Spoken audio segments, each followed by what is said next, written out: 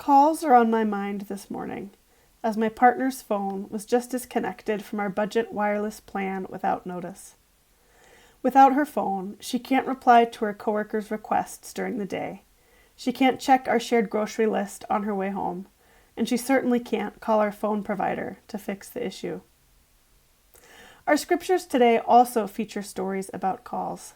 Not phone calls, but calls from God.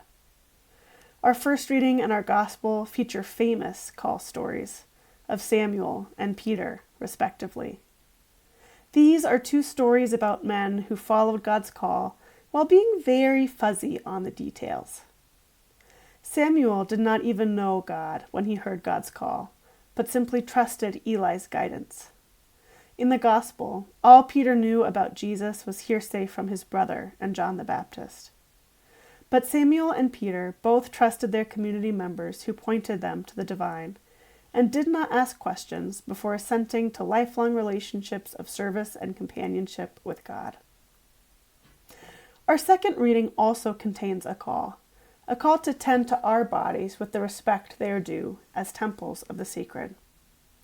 Many translations of this passage from 1 Corinthians use the word fornication, where our translation from the U.S. Conference of Catholic Bishops uses the word immorality. I appreciate the broadness of the word immorality because it covers a wide variety of ways that we hurt ourselves and our bodies. We sin against our own bodies when we starve them to fit into the newest fad diets, when we push them beyond their limits by overworking, and when we do not allow them time for rest when we are sick. Because God dwells within us, we are called in this passage to always treat our bodies in a way that glorifies God. While I rarely hear calls from God which are as specific and direct as those in our scriptures today, I do find guidance here for my own discernment.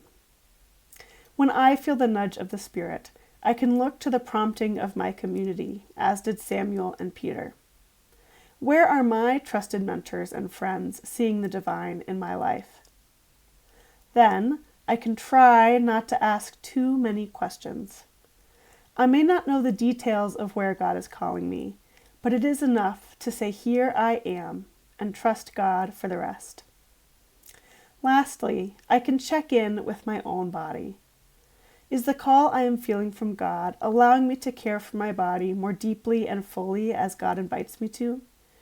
Or is it requiring me to deny what my body needs? If I ask these questions regularly in my own prayer life, I can come closer to following God's call as I experience it.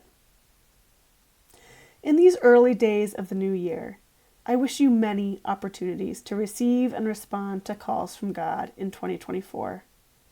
May we respond to these calls with presence and commitment, opening ourselves to faithful futures as yet unknown.